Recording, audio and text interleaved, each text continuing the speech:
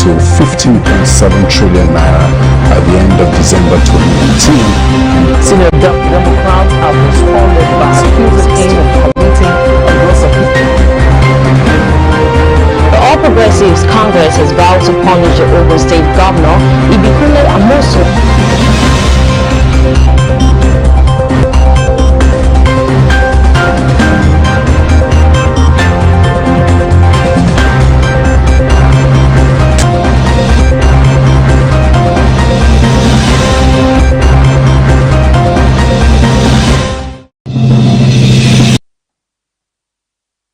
Buhari returns bill to NAS and faults direct primaries and cities insecurity.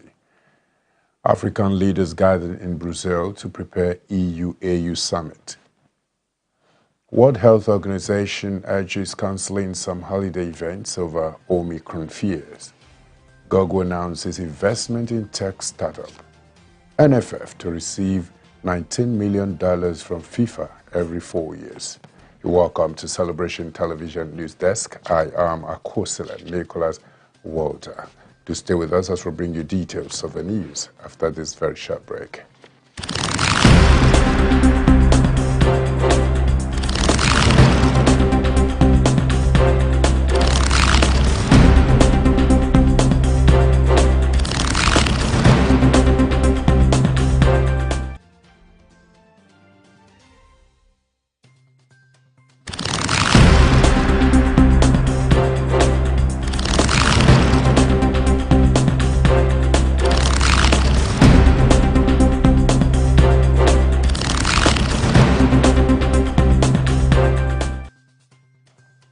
You're welcome back, and now the news in full. President Muhammadu Buhari has asked the National Assembly to remove the clause that has to do with direct primaries from the Electoral Act Amendment Bill. Reports have it that the president, who stated this in his letter to the Senate, asked the National Assembly to remove the controversial clause on direct primaries from the bill and return the proposed law to him for assent. The special advisor to the President on Media and Publicity, Garba Shehu, confirmed that Buhari had sent the letter to the National Assembly. But a source who was privy to the content of the letter said the President refused assent because political parties have their various constitutions that stipulated mode of primaries that should be adopted. According to the source, the President argued that it would be unconstitutional to force parties to adopt direct primaries. He also said small parties will be marginalized. And the bill was transmitted to the President on November 19, 2021, after both chambers of the National Assembly passed shortly before a tripartite meeting with the APC leadership and the governors. And moving forward, we don't have resources to meet ASUU demands at once, says federal government.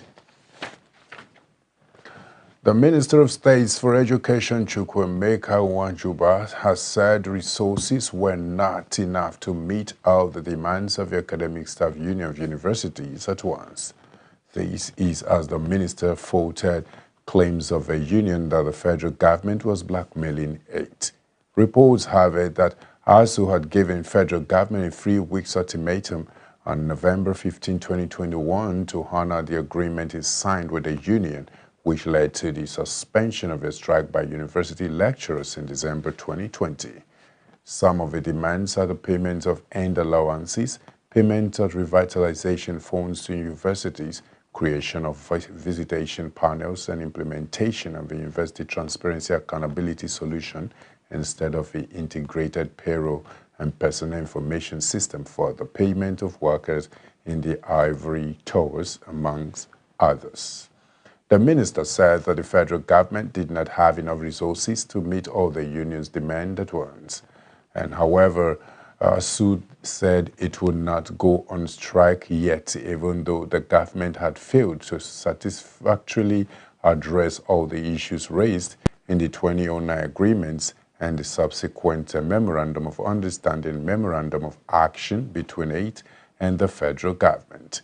This was the outcome of a meeting of the ASUU National Executive Council in Abuja to review the implementation of a Memorandum of Action of December 23, 2020.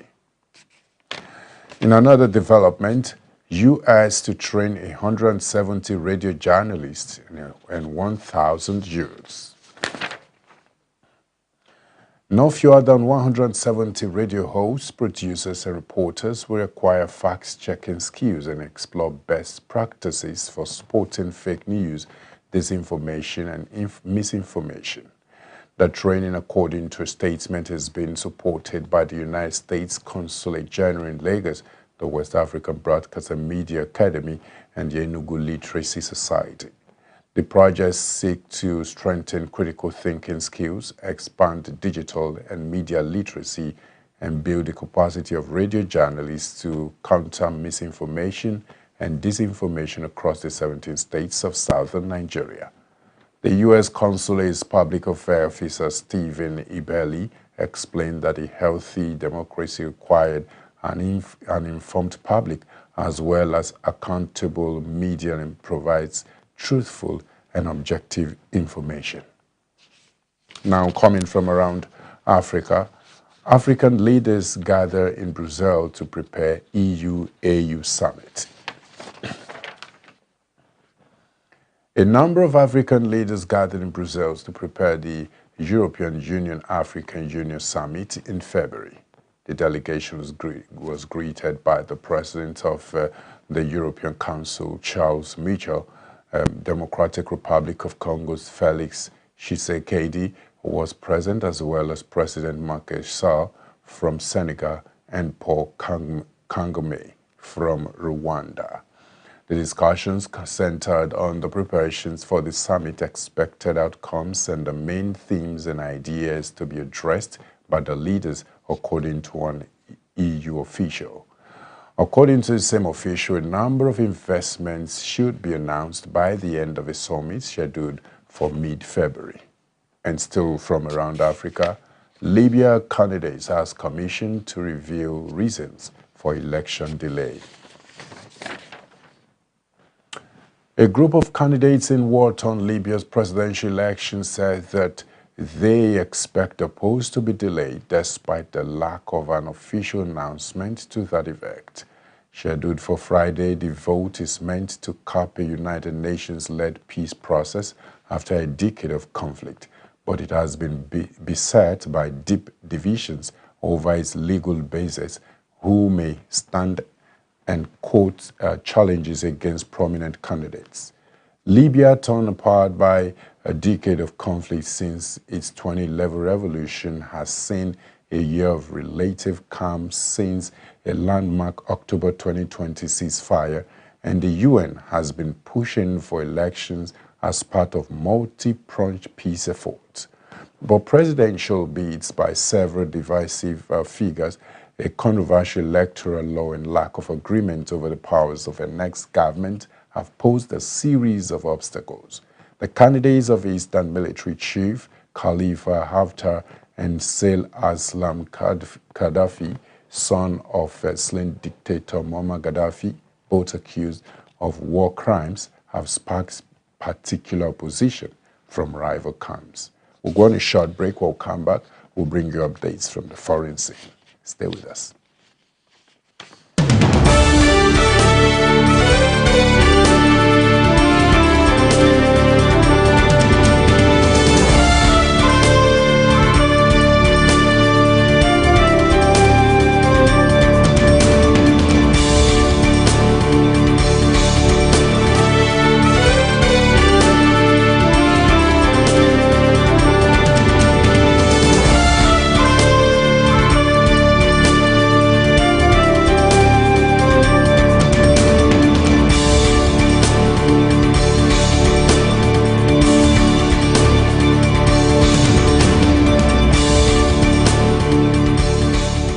What business are you planning to showcase to the world? That which will satisfy the need of humanity? Of course, with Celebration TV, it will get the desired reciprocation you long for. We are committed to giving your business and services that quality touch of class, and you will be happy you made the right choice by placing that investment of yours on the right platform. Without delay, you can call on this number for your advert placement, partnership, or sponsorship of our programs. Celebration Television, your best bet.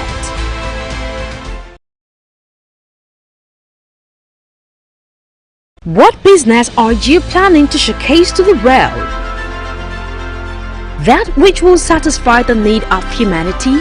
Of course, with Celebration TV, it will get the desired reciprocation you long for. We are committed to giving your business and services that quality touch of class, and you will be happy you made the right choice by placing that investment of yours on the right platform. Without delay, you can call on this number for your advert placement, partnership, or sponsorship of our programs. Celebration Television, your best bet. What business are you planning to showcase to the world? That which will satisfy the need of humanity?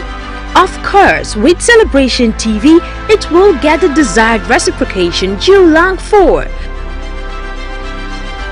We are committed to giving your business and services that quality touch of class, and you will be happy you made the right choice by placing that investment of yours on the right platform. Without delay, you can call on this number for your advert placement, partnership, or sponsorship of our programs. Celebration Television.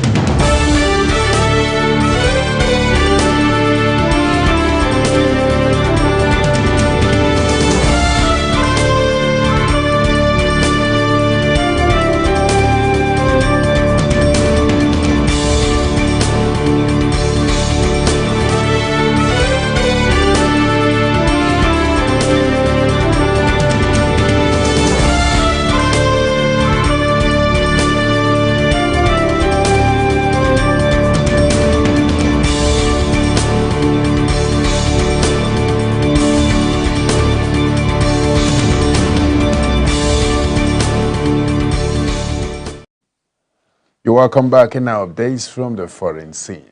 World Health Organization urges cancelling some holiday events over Omicron fears. The World Health Organization has urged people to cancel some of their holiday plans to protect public health as the Omicron variant spread globally. World Health Organization head Dr. Tedros Adhanom Ghebreyesus said an event cancelled is better than a life cancelled, adding that difficult decisions must be made.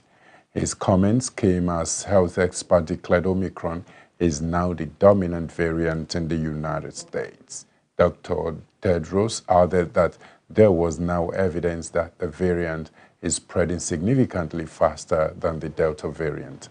A number of countries, including France and Germany, have tightened COVID restrictions and imposed travel curbs to try to halt the spread of a new variant.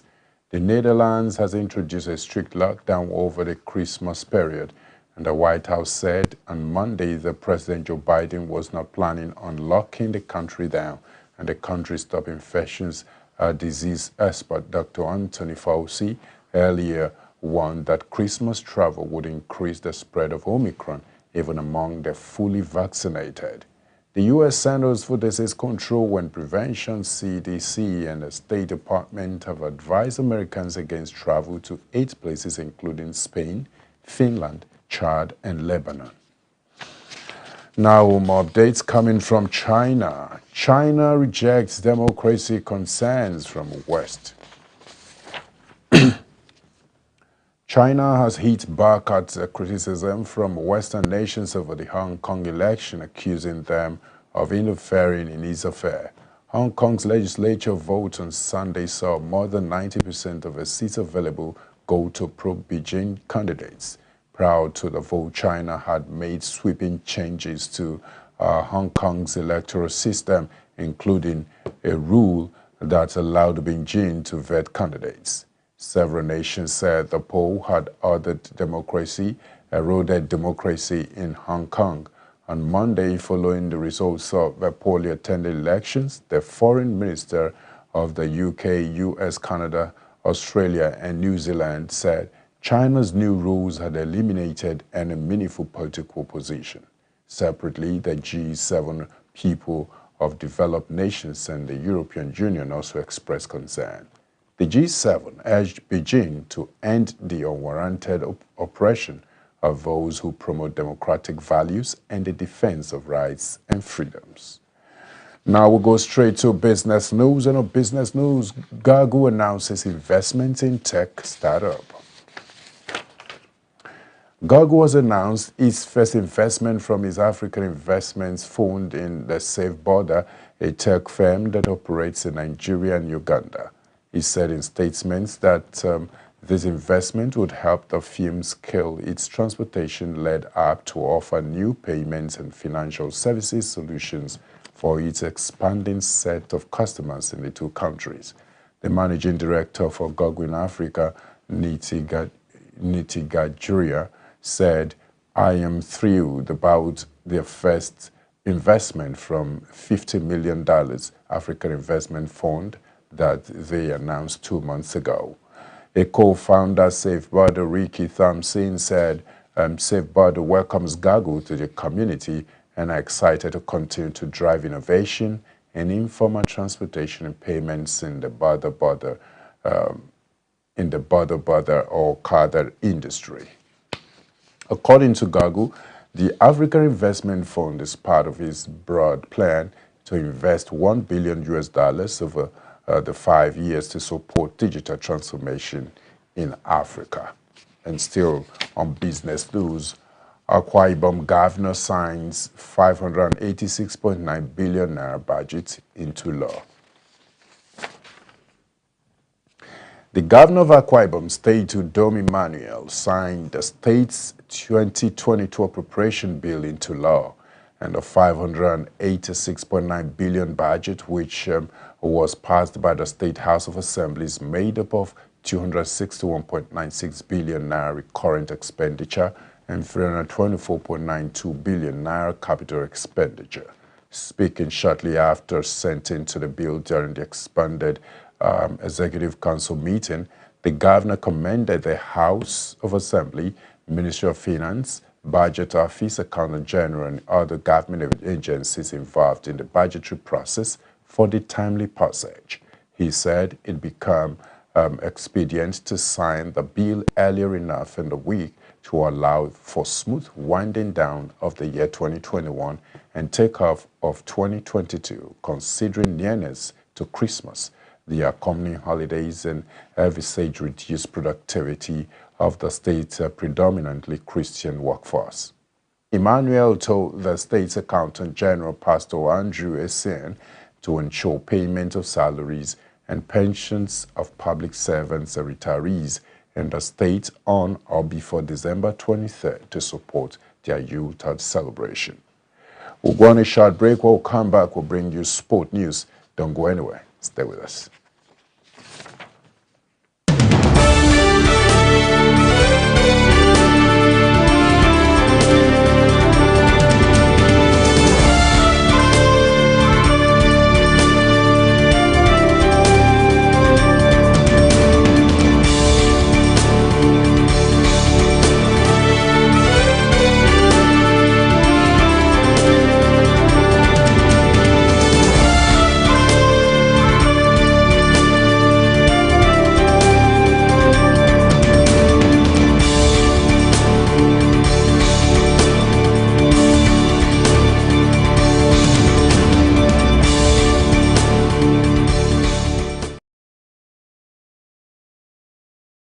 What business are you planning to showcase to the world?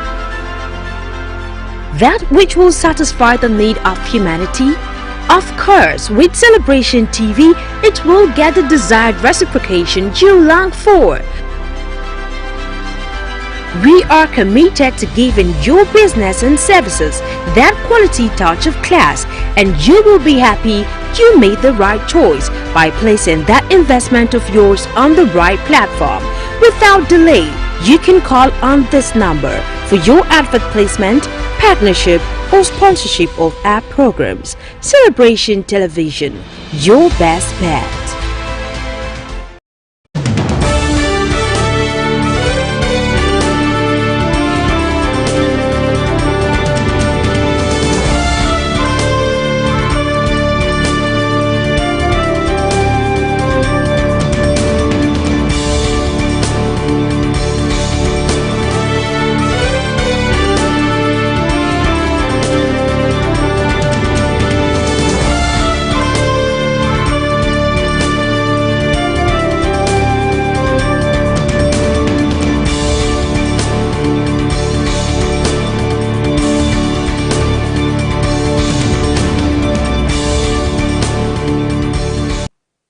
Welcome back, and now on Sport News. NFF to receive $19 million from FIFA every 4 years. The Nigerian Football Federation is set for a windfall of $19 million every 4 years from FIFA if the biennial World Cup plans see the light of the day. The world body on Monday held a visual global summit to discuss its highly controversial plans to stage the World Cup every 2 years instead of the current 4-year cycle as part of a new international match calendar for the period beyond 2024. FIFA at the meeting vowed to hand over an extra $19 million every 4 years to each of its 211 member federations if it succeeded in its attempt to hold the World Cup every 2 years. If the World Cup is held every 2 years, an independent report by market researchers at Nelson estimated that approximately $4.4 billion of additional revenues will be generated over 4 years. In addition to that, FIFA also plans to increase funding via its FIFA Forward program by $3 million from the current $6 million to $9 million. Meanwhile, the World Leagues Forum, which represents 42 member leagues across the globe, estimated that domestic competition stood to lose a combined $8.5 billion in FIFA if FIFA had its way. In another sports news, quickly, Man United's Wan-Bissaka banned from driving for 6 months. Manchester United defender Aaron Wan-Bissaka has been banned from driving for 6 months and fined more than £30,000 for driving while disqualified and without insurance. The 24-year-old admitted earlier this year to driving while disqualified and without insurance after being stopped by police in Manchester on June 23rd, returning from a break abroad. On Monday, ahead of a scheduled trial, he also pleaded guilty to failing to provide driver details for 2 speeding offenses in Bradford, West Yorkshire, in September 2020. Wan-Bissaka already has 6 points on his license from a convention in London in April 2020, and the court heard. Wan-Bissaka, who lives with his partner and 12-month-old child in Hale, Greater Manchester, received a fine of £30,000 for driving while disqualified, together with fines totaling £1,500 for failing to give information on the speeding matters. He was also ordered to pay victims surcharge fee of £119 and court costs of £160. No separate penalties was issued for the insurance offense. And that has brought us to the end of news on Celebration TV News Desk. In case you missed out, here's the news making the headlines. Buhari returns bill to NAS and folds direct primaries and cities insecurity. African leaders gathered in Brazil to prepare EU-AU summit. World Health Organization urges cancelling some holiday events over Omicron fears. And Gago announces investment in tech startup NFF to receive $19 million from FIFA every 4 years. Quickly, we have a photo of a day. The photo of a day for today. We have a male, we have a female, which speaks of, and there's something, a thumb up in between them and the other one, just like that. What does that depict? Simply means that having someone supportive is all we need. You need somebody to give you a pat on back so you could attain that successful end you so desire. You can drop your comment on our social media platform on Facebook, Celebration TV, Instagram, My Celebration TV, Twitter at My Celebration TV, YouTube, Celebration TV. Always remember that your positive contribution to the awareness of the society you find yourself or the organization you work defines your leadership mind. As an individual who knows what to do and do without expecting to be pushed has backed these ways to success. Be it known today that everything we do, think, feel, and believe either has a positive or negative effect on humanity and our national well-being. Be a part of nation building today. Thank you once again. Many thanks for staying with us on our news desk. I remain Akosile Nicholas Walter. It's a bye for now.